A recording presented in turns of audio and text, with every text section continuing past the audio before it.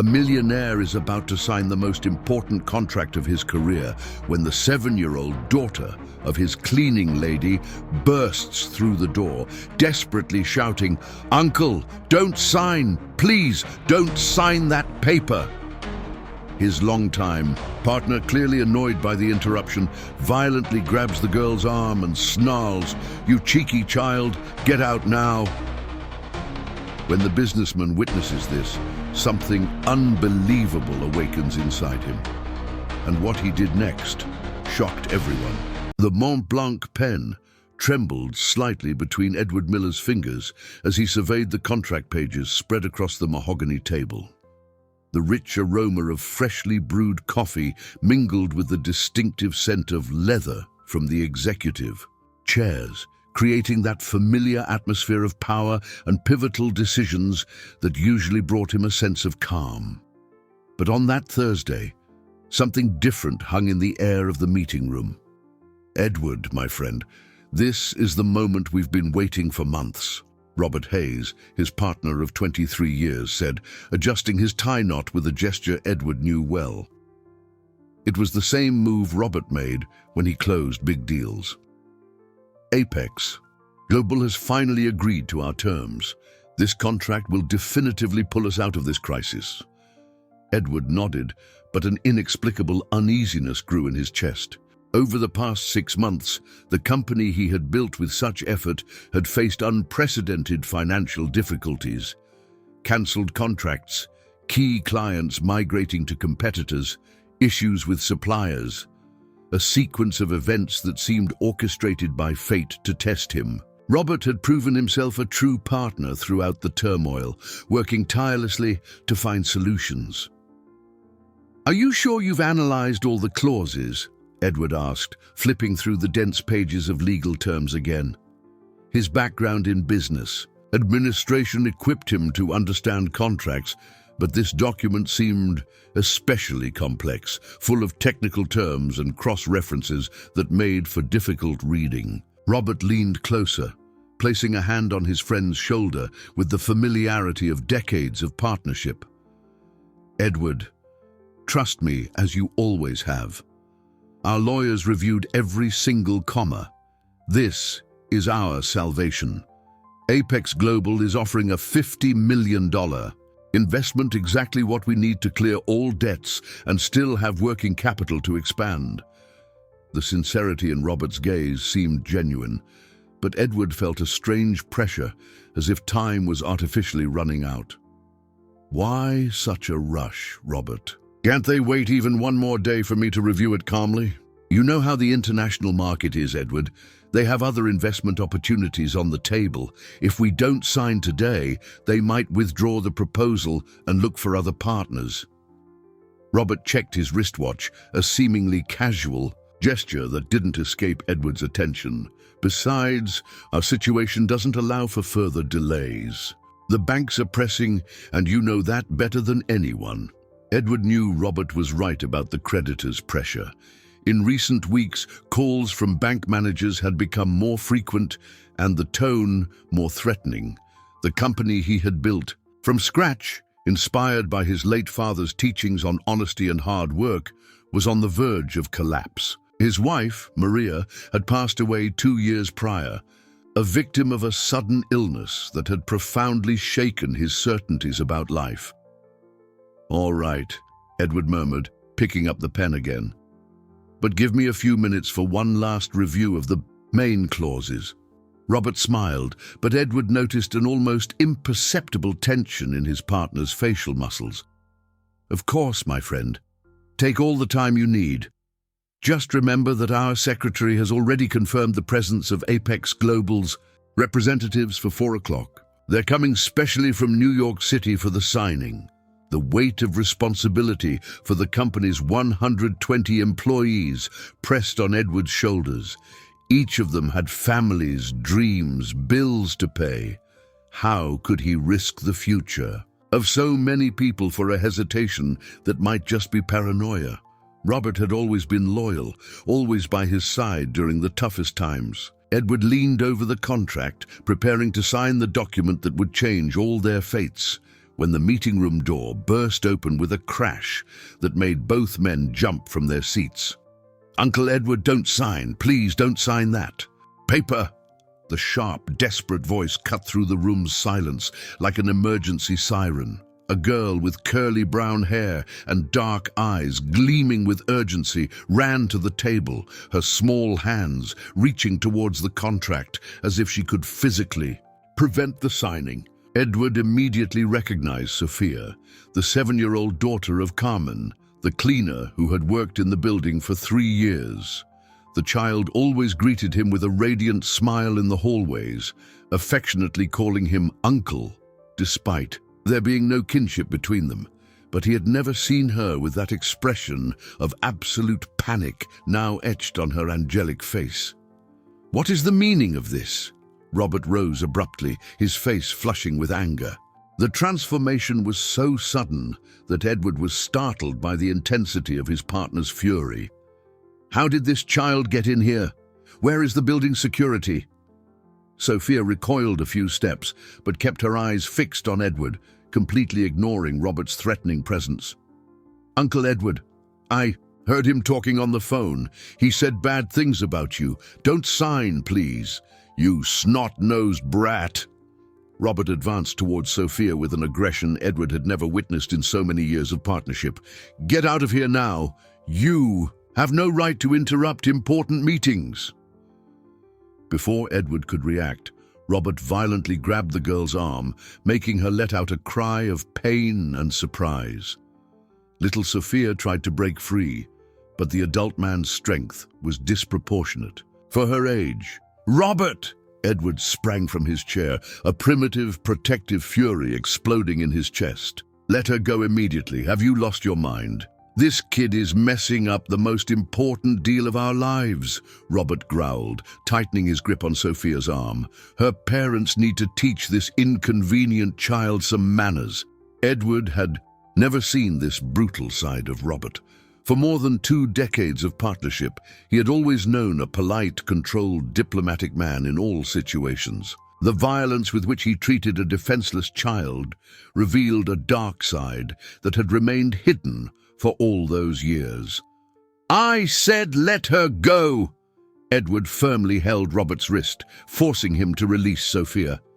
"Never touch her again!" Robert recoiled, breathing heavily as if waking from a trance of rage. He ran a hand through his hair, trying to regain his corporate composure. "My apologies, Edward. The pressure of this deal is getting to me. But you need to understand that we cannot allow a child—" "A child what?" Edward interrupted, kneeling beside Sophia to check if she was hurt. The girl was trembling, but her eyes still shone with determination. "Sophia, are you hurt? Did he harm you?" The little girl shook her head negatively, but whispered something that made Edward's blood run cold. "Uncle, he doesn't know I was in the ventilation duct when he talked on the phone. He said, once he signs, we'll have full control. He'll never know he lost everything until it's too late." Robert instantly paled. "This is ridiculous, a child making up stories for attention. Edward, you can't take the fantasies of a 7-year-old seriously." But Edward carefully observed Sophia's expression. There was something in the seriousness of her gaze, in the precision of her words, that didn't match a childish invention. The child knew details about the building's structure that suggested she had indeed been hidden in places where she could overhear private conversations.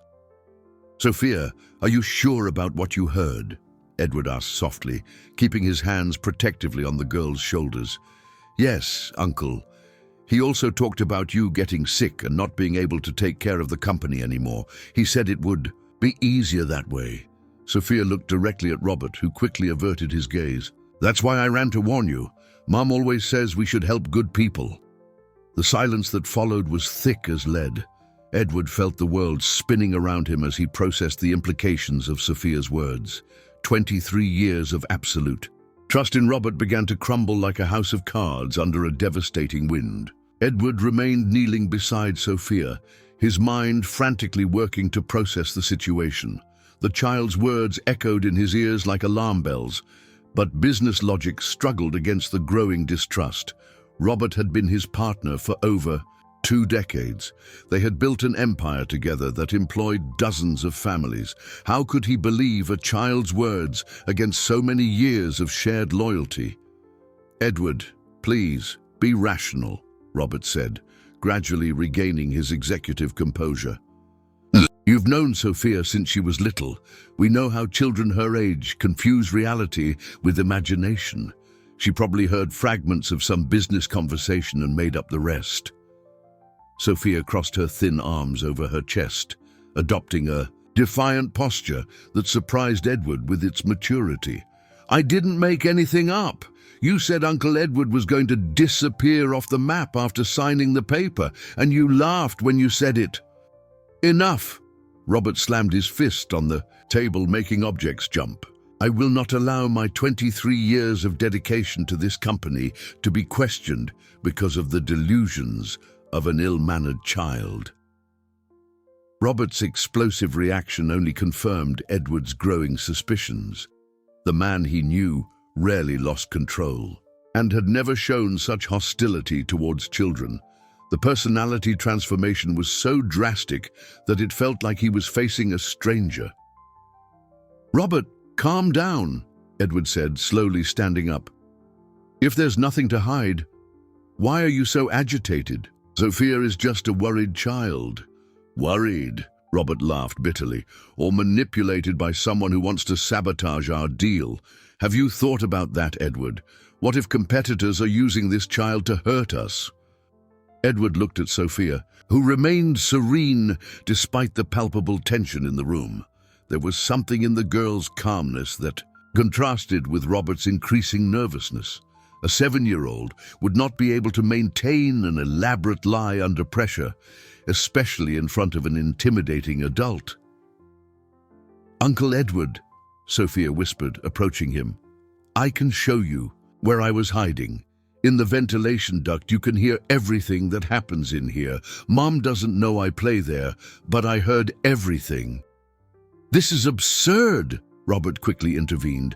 "Edward, you can't be considering giving credibility to this charade. We have a deadline to meet, investors waiting, employees depending on this signing." But Edward had already made a decision. Even if Sophia was mistaken, he needed absolute certainty before signing any document. "Robert, I'm postponing the signing for a few hours. I need to analyze the contract more carefully." "A few hours?" Robert's voice went up an octave. "Edward, this is unacceptable. Apex Global's representatives are already on their way. How am I going to explain that we cancelled a meeting because of a child's fantasies?" "Explain that a technical issue arose that needs clarification," Edward replied firmly. "A good deal can wait a few hours to be properly closed." Robert ran a hand over his face, visibly frustrated. "Edward, you're making a mistake that could cost us the company. This might be our last chance for salvation." "If it's truly our salvation, it will still be there in a few hours," Edward countered. "Sophia, does your mother know you're here?" The girl shook her head negatively. "She's cleaning the 10th floor. I snuck down because I needed to tell you." Edward felt his heart warm at the child's genuine concern. Sophia had risked a scolding from her mother and confronted an intimidating adult just to try to protect him from a danger she believed to be real. "Very well, young hero," Edward said, offering the first sincere smile of the afternoon. "I'll take you back to your mother, and then Robert and I will have a very serious conversation about this contract." "Edward, this is a terrible mistake," Robert murmured, but something in his voice had changed. The desperate insistence had been replaced by a calculating coldness that Edward had never noticed before. "You'll regret having doubted me." Edward accompanied Sophia to the 10th floor, where he found Carmen organizing cleaning supplies with the efficiency he had always admired in the woman. At 42, Carmen worked with a dedication that reminded Edward of his own parents. Simple, people who found dignity in honest work. "Sophia!" What are you doing here? Carmen dropped the cleaning cloths and ran to her daughter, concern etched on her face. You should be at school. Mum, I needed to help Uncle Edward, Sophia explained with the seriousness of an adult. He was in danger. Edward observed the interaction between mother and daughter, noticing how Carmen didn't scold Sophia immediately, but knelt to listen to what the child had to say. It was a display of respect for her daughter's intelligence that deeply touched the businessman's heart. Miss Santiago, may I have a word with you? Edward asked gently. It's about what Sophia said in the meeting room. Carmen nodded, directing Sophia to a nearby chair where the girl could play with some crayons she always carried in her backpack. Mr. Miller, I apologize if my daughter bothered you. She's sometimes very protective. On the contrary, Edward smiled. She might have saved me from making the biggest mistake of my life. Sophia said she heard Mr. Hayes talking on the phone about the contract I was about to sign. Do you know anything about that? Carmen hesitated, her hands nervously smoothing her uniform. Mr. Miller, I don't want to cause trouble. I need this job to support Sophia. Ms. Santiago, you would never cause me trouble. We're a family here in this company, and families protect each other. Edward spoke sincerely. If there's something I should know, I need you to trust me. Carmen looked at Sophia, who was coloring. A drawing of a girl protecting a man in a suit from something dark and menacing. The simplicity of the child's art perfectly captured the essence of the situation. Sophia has a habit of exploring the building while I work, Carmen admitted. I know I should watch her more, but she's very curious and smart. Sometimes she tells me things she overhears in the hallways. And what did she tell you recently?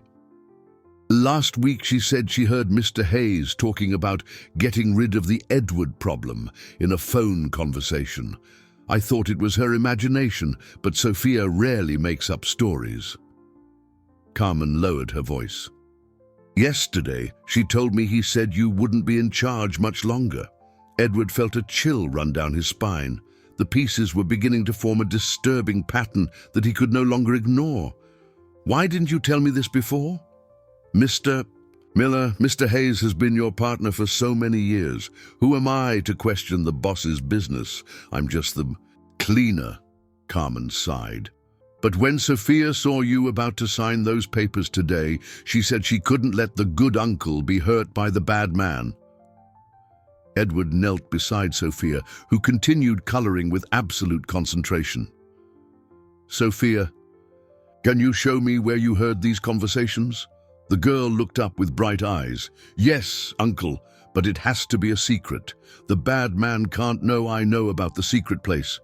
20 minutes later, Edward followed Sophia through maintenance corridors he didn't even know existed in his own company.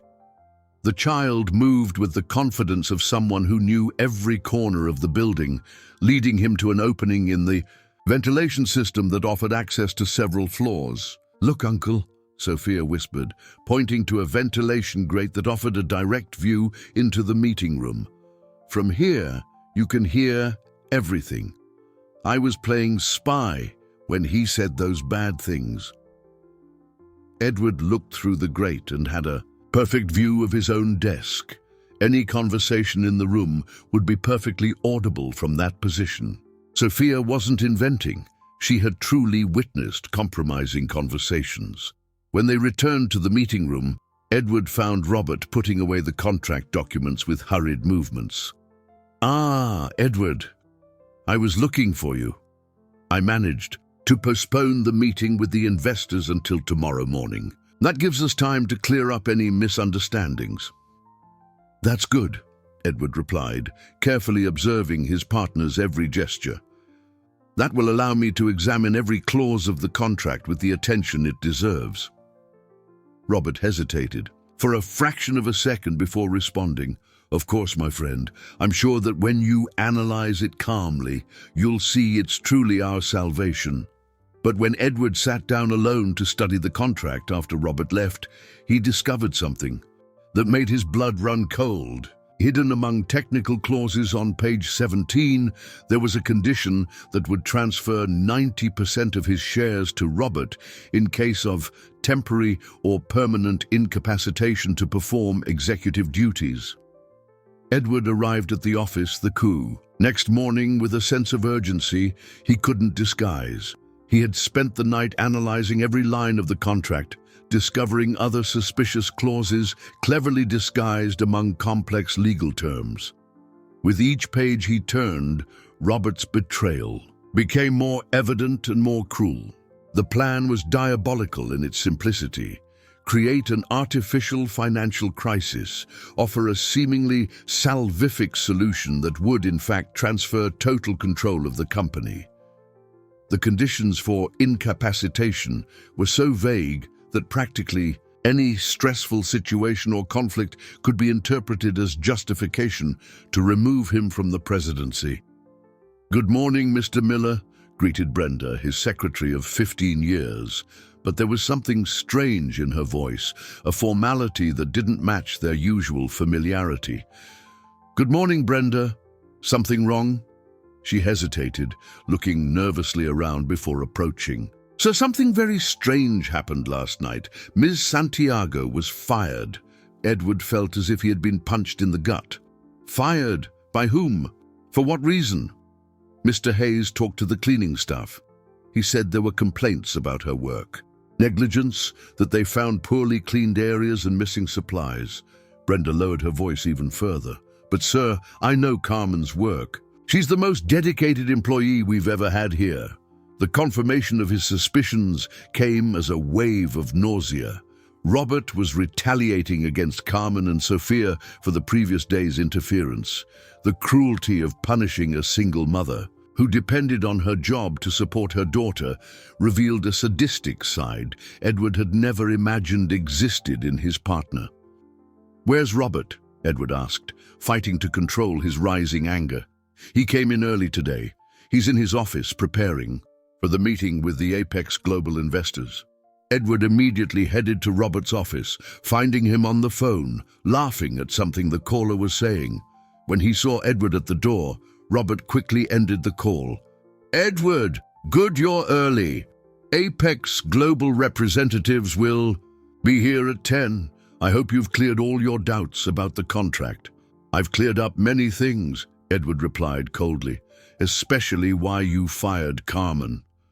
Robert assumed an expression of false surprise. "Ah, that.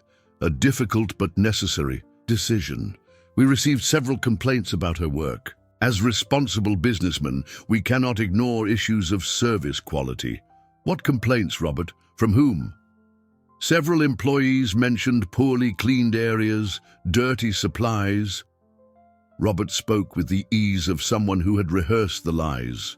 "You know how important it is to maintain company standards, especially when we're receiving international investors." Edward approached Robert's desk, resting his hands on the glass surface. "Carmen has worked here for 3 years. There has never been a single complaint about her work. In fact, she's always been praised for her dedication." "Edward, you're letting personal matters influence your professional judgment." Robert leaned back in his chair, adopting a defensive posture. "Carmen's dismissal has nothing to do with her daughter's inappropriate interference yesterday." "It doesn't?" Edward laughed bitterly.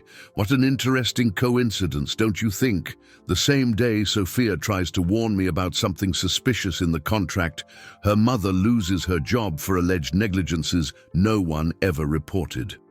Robert stood up, walking to the window with his hands clasped behind his back.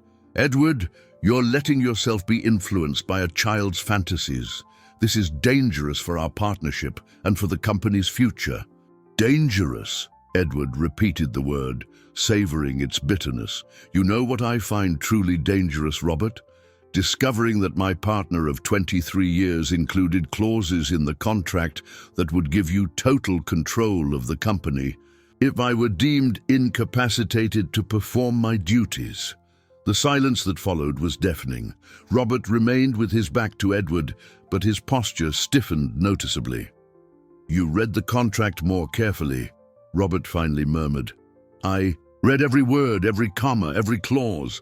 Edward felt a deadly chill take over his voice. "And now I perfectly understand why you were in such a hurry for me to sign yesterday."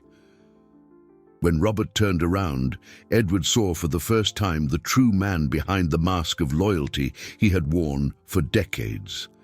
The friendly smile was replaced by a calculating, cold gaze that made Edward wonder how many other times he had been deceived without realizing it. "So, what do you intend to do now, Edward?" Edward stared at Robert for long seconds before answering. The question hung in the air like a veiled threat, laden with implications he was only beginning to comprehend. "What do I intend to do? First, I'm rehiring Carmen immediately. Second, I'm definitively cancelling this fraudulent contract." Robert let out a dry laugh, devoid of any humor. "Fraudulent, Edward, you're being dramatic. Those are standard corporate protection clauses. Any competent lawyer would include similar terms." "Standard clauses?" Edward moved closer. "Robert, these conditions would allow you to declare me incapable of performing executive duties if I had a simple difference of opinion with you. Emotional instability detrimental to the company's interests. Those were your exact words in Clause 17. Robert's mask of cordiality finally crumbled completely. The man Edward had known as a loyal partner transformed before his eyes, revealing a calculating coldness that made the businessman question how many other situations had been manipulated over the years. "You've always been too naive for business, Edward," Robert said, turning to his desk and mechanically arranging some documents. "Your father left you a prosperous company, but you never had the toughness needed to keep it at the top. Always trusting everyone, always believing the best in people. Trusting you, for example." "Exactly," Robert smiled cruelly. "All these years, while you played nice guy businessman, I built a network of real contacts, closed deals that truly mattered, protected this company from your own naivete." Edward felt as if he was meeting Robert for the first time. Every word revealed layers of resentment and manipulation that had remained hidden for decades. "And the financial crisis of the last few months? Was that your doing too? You really want to know the truth?" Robert opened a drawer in his desk, pulling out a folder full of documents. "Here are all the contracts you lost over the last 6 months, all cancelled after strategic conversations I had with clients, warning them about your supposed emotional instability after your wife's death." The revelation hit Edward like a lightning bolt. Maria's loss had been the most painful moment of his life, and discovering that Robert had used his grief as a weapon of manipulation ignited a fury he had never experienced. "You used Maria's death against me? I used reality to my advantage," Robert replied, without showing any remorse. "You really became unstable after her death. You started making decisions based on emotion instead of business logic. It was only a matter of time until that hurt the company." Edward leaned on the desk, feeling his legs waver under the weight of the revelations. "So you orchestrated this whole crisis to force me to accept a contract that would take me out of the presidency of my own company. I saved the company from you, Edward, and I would save you from yourself if you were smart enough to sign those papers." Robert put away the folder, closing the drawer with a dry click. "But now that you've discovered my plan, things have gotten more complicated." "More complicated how?" Robert walked to the window again, watching the street below. "Edward, do you really believe I built this operation alone? Do you believe I have only one alternative plan for every situation?" A chill ran down Edward's spine. "What are you talking about?" I'm talking about a network of people who invested time and resources in this project. People who won't be happy if they find out you discovered our plans thanks to a child's delusions. Robert turned slowly, and Edward saw something. In his eyes he had never noticed before. A murderous coldness that made every cell in his body scream danger. People who might not understand why a woman who should be cleaning bathrooms and her inconvenient daughter keep interfering in business that doesn't concern them. The threat was crystal clear. Edward understood that Carmen and Sophia were not just unemployed, they were in real danger. The dismissal had been just the first move of a retaliation that could escalate to something much worse. "If you lay a finger on them," Edward began, but Robert cut him off with a hand gesture. Edward, it doesn't have to be this way. We can still resolve everything civilly." Robert returned to his chair, resuming the business posture Edward knew so well. "Sign the contract, accept a period of medical leave, and I guarantee Carmen and her daughter will have a quick and painless death wherever they choose to live." "A death? Edward, did you really believe I would allow eyewitnesses to our operations to continue living? They know too much, just like your late wife knew too much." Robert paused theatrically. "The difference is this time you can choose to die with them, instead of living with the guilt." The call ended, leaving Edward face to face with the most terrible choice of his life: surrender to certain death or attempt a desperate rescue that could result in the death of the two people who mattered most to him. Edward remained holding the phone for long minutes after Robert's call, his mind frantically working to find a solution that would save Carmen and Sophia without resulting in his own death. The coldness with which Robert had spoken about murdering a child revealed a level of evil beyond anything Edward had imagined possible. "Dr. Morgan, I need your help with something that could cost us all our lives," Edward said, carefully putting away the evidence Sophia had hidden. "But I cannot let a child die for trying to protect me." The lawyer studied Edward's face, seeing a determination that transcended fear. "What do you have in mind?" "Robert wants me to show up at the clinic by midnight. That gives us 6 hours. To organize a plan." Edward walked to the window, watching the sun begin to set. "But first, I need to know exactly where they're holding Carmen and Sophia." Dr. Morgan picked up his laptop and began searching for information about Serenity Pines. "Clinic. Edward, look at this. The clinic has a compulsory hospitalization wing that's practically isolated from the rest of the facilities. If that's where they keep their victims, it will be very difficult to reach them."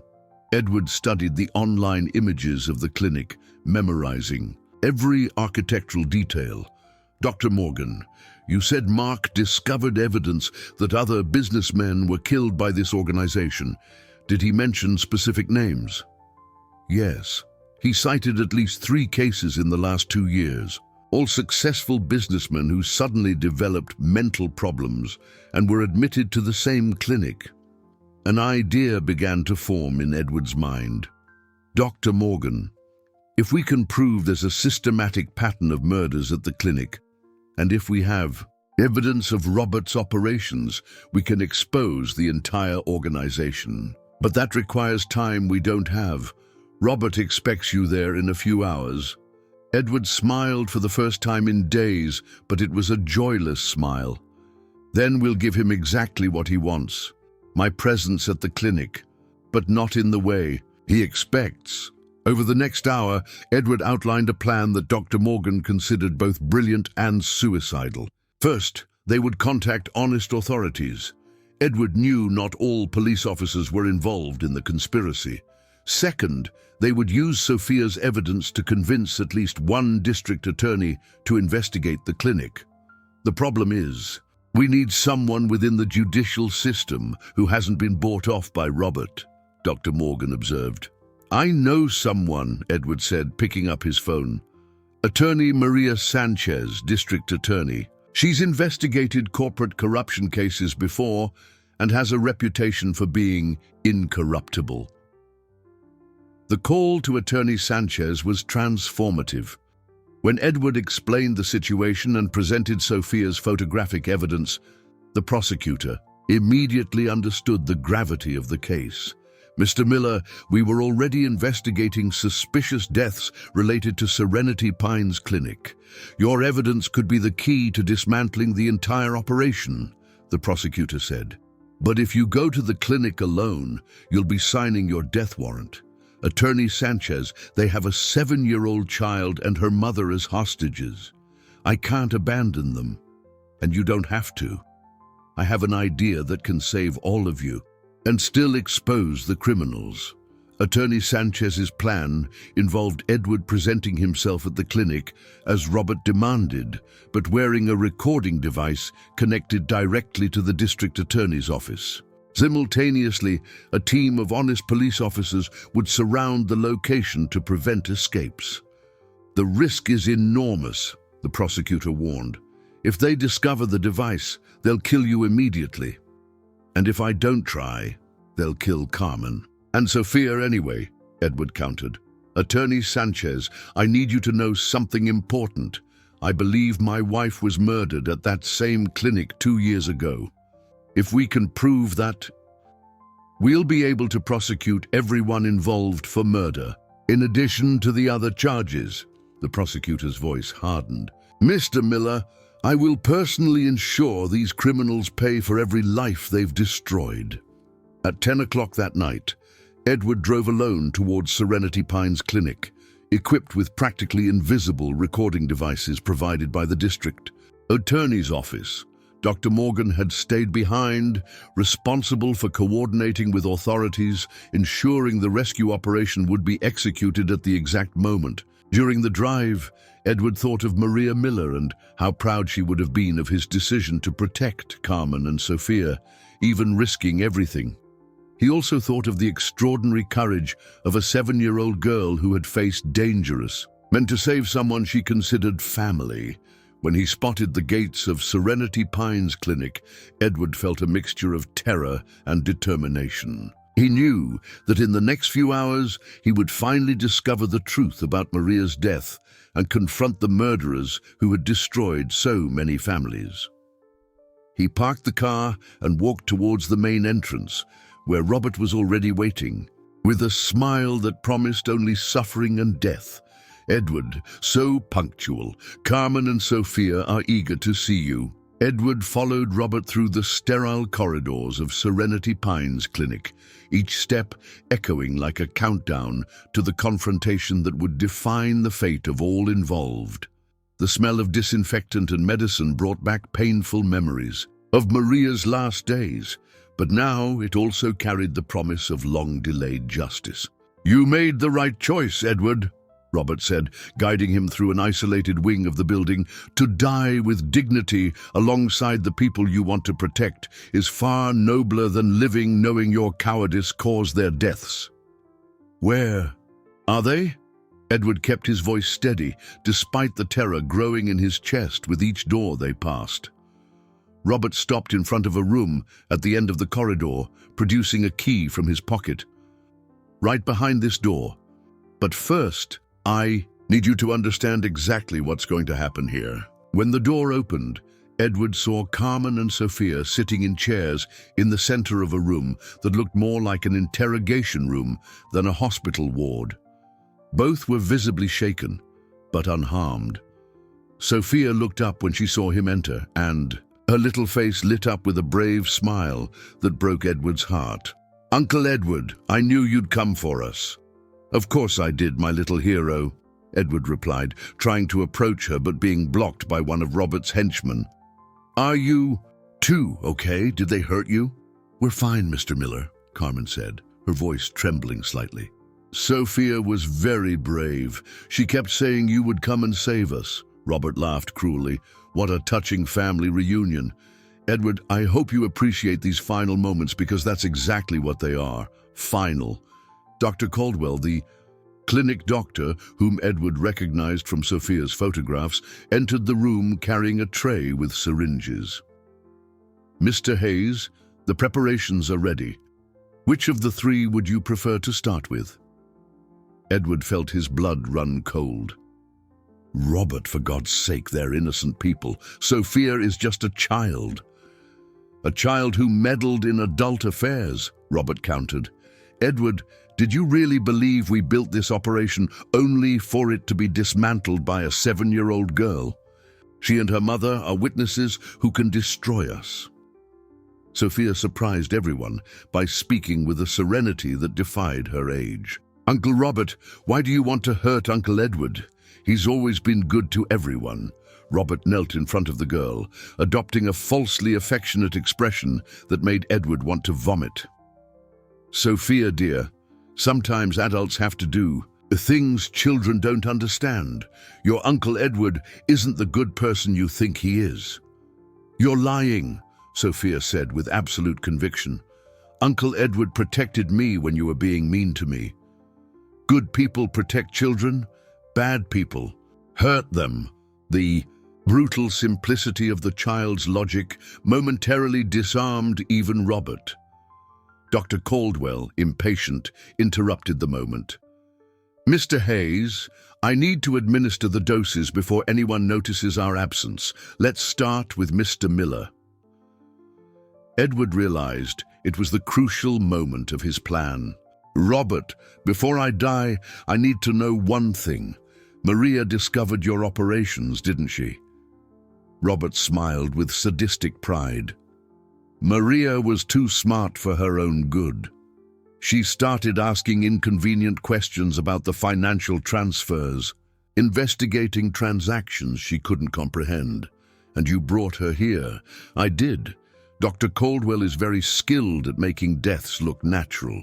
A sudden illness, gradual deterioration, inevitable demise, Robert gestured theatrically. Your wife suffered a slow, painful agony, Edward. She died knowing she had discovered the truth, but unable to do anything to stop it. The full confession was perfectly captured by the recording devices Edward carried. Dr. Caldwell prepared the first syringe, approaching Edward with calculated movements. This first dose will only immobilize you, the doctor explained. The next ones will simulate a complete nervous breakdown. In 2 hours, you'll be dead, but the records will show a death by natural causes related to extreme stress. The moment the needle touched Edward's arm, the clinic lights suddenly went out. Police sirens echoed from outside the building, and the sound of doors being forced open reached the room where they were. "What's happening?" Robert shouted, running to the window. Edward smiled for the first time in days. "Robert, you made a fatal mistake. You confessed everything in front of the wrong person." "District Attorney Maria Sanchez," an authoritative voice shouted from the hallway. "We have an arrest warrant for Robert Hayes, Dr. Caldwell, and everyone involved in this criminal operation." Robert looked at Edward with pure hatred, finally understanding that he had been tricked. "You were recording our conversation." "Every word," Edward confirmed as police officers stormed the room. "And now the whole world will know you murdered Maria and destroyed dozens of families." When Robert was handcuffed, Sophia ran to Edward, hugging him tightly. "Uncle, I knew you'd catch the bad man."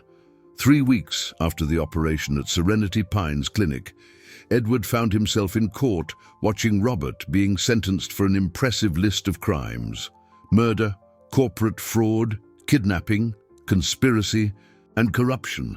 The man he had once considered a brother was unrecognizable, his face aged by stress and his eyes empty, finally understanding the consequences of his actions. Robert Hayes, for the proven crimes against Mr. Edward Miller, Maria Miller, and at least 6 other businessmen. This court sentences you to 45 years in prison without possibility of parole, the judge declared sternly. Edward felt no satisfaction with the sentence, only a deep relief that justice had finally prevailed. Beside him, Dr. Morgan organized documents that would prove Edward's innocence in all the false accusations Robert had fabricated. "Edward, all the contracts Robert fraudulently cancelled are being reactivated," the lawyer informed him. "You're Clients received the evidence of the manipulation and want to resume business immediately. But Edward was more interested in other news. Dr. Morgan, what about the other families that Robert destroyed? Can we help them? Attorney Sanchez managed to identify at least 12 families who were victims of the organization over the past 10 years. With the assets that will be confiscated from Robert and his associates, we will establish a compensation fund. Edward nodded, satisfied. Justice could not bring the dead back to life, but at least the surviving families would receive some support to rebuild their lives. As they left the courthouse, Edward found Carmen and Sophia waiting on the steps. The two had become an integral part of his life during the weeks of investigation, and he could no longer imagine a future without them. "Uncle Edward!" Sophia ran to hug him, holding a drawing she had made. "I drew our family!" Edward looked at the simple but moving drawing. 3 figures holding hands in front of a big house with a bright sun in the sky. "Sophia, it's beautiful. But why did you draw 3 people? Because now we're a family, right?" Sophia looked at him with the seriousness only children can assume. "You, me, and Mom. The bad man can't separate us anymore." Carmen approached, holding an envelope. "Mr. Miller, I wanted to thank you for everything you've done for us, but now that the situation is resolved, Sophia and I can go back to our normal lives." Edward felt his heart sink. Over the past few weeks, he had come to understand that Carmen and Sophia had filled a void in his life that he didn't even know existed. The big, empty house where he had lived alone since Maria's death had transformed into a home, filled with laughter and conversations when the two were present. "Ms. Santiago, may I make a proposal to you both?" Carmen hesitated, clearly worried that Edward felt obligated to help them out of gratitude. "Mr. Miller, we don't want to be a burden to you." "A burden?" Edward laughed genuinely for the first time in months. "Ms. Santiago, you two saved my life, my company, and my sanity. If anyone owes gratitude here, it's me." Edward knelt beside Sophia, taking her small hands in his. "Sophia, would you like to have a big house with a garden where you can play, and a room all your own with all the books and toys you want?" Sophia's eyes sparkled. "And Mom would have a nice room too?" "Of course. And your mother would never have to worry about working for other people again, because she would be the most important person in our house." Carmen began to cry silently. "Mr. Miller, I can't accept charity." "It's not charity, Ms. Santiago. It's family." Edward stood up, taking the envelope from her hands and putting it away without opening it. "Throughout all these weeks, you've shown me what it means to have people who truly care about me. Sophia taught me courage, and you taught me that dignity isn't about money, but about character." "So we're going to live with you forever?" Sophia asked, holding Edward's hand. "If you want to, yes. But first I need to ask your mother a very important question."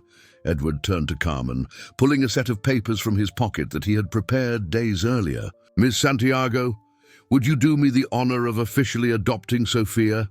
I want her to be my legal daughter, with all the rights and protections that implies." Carmen covered her face with her hands, sobbing with emotion. "Mr. Miller, Sophia has always wanted a father, and after everything you've done for us—" "Mum, does this mean Uncle Edward is going to be my real daddy?" Sophia asked, practically vibrating with excitement. Edward picked Sophia up, feeling his heart expand with a love he hadn't experienced since Maria's death. "Sophia, if your mother agrees, you'll be my daughter forever, and I'll be the proudest father in the world." "I agree," Carmen whispered, hugging both of them. "Edward, may I call you Edward now? You are the most honorable man I have ever met. Sophia couldn't have a better father." As the three embraced on the courthouse steps, Edward thought about how life had a mysterious way of balancing losses and gains. He had lost Maria and discovered Robert's betrayal, but he had gained a new family based on true love and loyalty, tested in the most difficult circumstances. The meeting room, where he had almost lost everything, would now host celebrations for a family created through mutual courage and reciprocal protection. 6 months later, Edward found himself in the same meeting room where everything had begun. But the atmosphere couldn't have been more different. Instead of the tense smell of coffee and leather mixed with anxiety, the air was filled with the aroma of chocolate cake that Sophia had insisted on making to celebrate the finalization of the adoption papers. "Daddy Edward, you have to sign here," Sophia said, pointing to the dotted line on the official document that would legally make her his daughter. She had started calling him Daddy naturally, and every time he heard the word, Edward felt his heart warm with a happiness he had thought impossible after Maria's death. Carmen watched the scene with tears of joy in her eyes, wearing the new dress Edward had insisted she buy for the occasion. She now worked as the household manager of Edward's large home, but her real role was that of a mother in a family that had become unexpectedly and perfectly complete. "Edward, are you sure you won't regret having 2 women running your life?" Carmen joked, organizing the documents with the care Edward had learned to admire in her. Carmen, Edward corrected himself, smiling. "I've discovered that being run by people who truly love us is the greatest privilege a man can have." Dr. Morgan, who had become a close family friend, poured champagne for the adults and sparkling cider for Sophia. "Edward, I've never seen you as happy as you've been in recent months. It's like you've been reborn."